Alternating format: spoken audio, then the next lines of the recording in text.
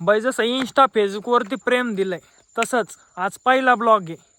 जसं तिकडं सपोर्ट केलाय तसं आपल्या यूट्यूब चॅनलला पण सपोर्ट करा. तिकडं जसं इंस्टाला फॉलोअर्स, फेसबुकला फॉलोअर्स वाढले ते वगैरे सपोर्ट तुम्ही बेस्टपैकी केला आहे.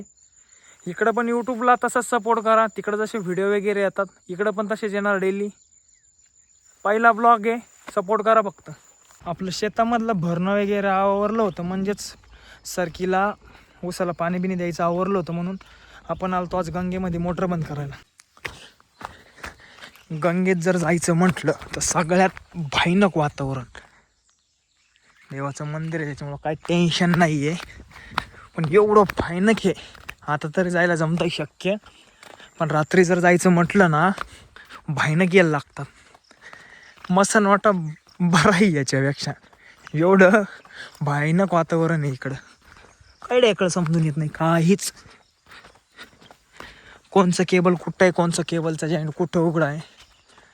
आणि आम्ही एवढे म्हणजे शान आहेत की आम्हाला आमच्याच मोटरचे पेट्या वगैरे सापडत नाहीत. एवढे अडचण. बघा कस काय आपला दणका. गंगातलं वातावरण म्हणजे डेंजर वातावरण आहे. आणि रियालिटीमध्ये जर स्मशानभूमीपेक्षा जर डेंजर वातावरण बघायचं आहे तर एकदा गंगात विजिट मारावं लागते. हां, सोपं नाही. हां, कसं काय झापूक झुपूक. आपल्याकडं पाण्याचं शॉर्टेज नाही गंगा असल्यामुळं.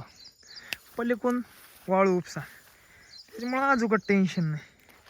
लावा ताकद. एकाच काय होत आहे, आपण लोड घेत नाही तर आपलं काम एवढंच असतं. फक्त यायचे भरणं वगैरे उरकलं का त्यानंतर मोटर बंद करायच्या. याची तर भयानक फाटते गंगा द्यायला, नाईलाज आहे. पण अशा प्रकारे सगळं काम झालेलं आहे आपलं. आता वाळवलींचं बघू काय. सकाळचा पेस म्हणजे एकदम भारी पेस आहे गंगेमध्ये बघायला.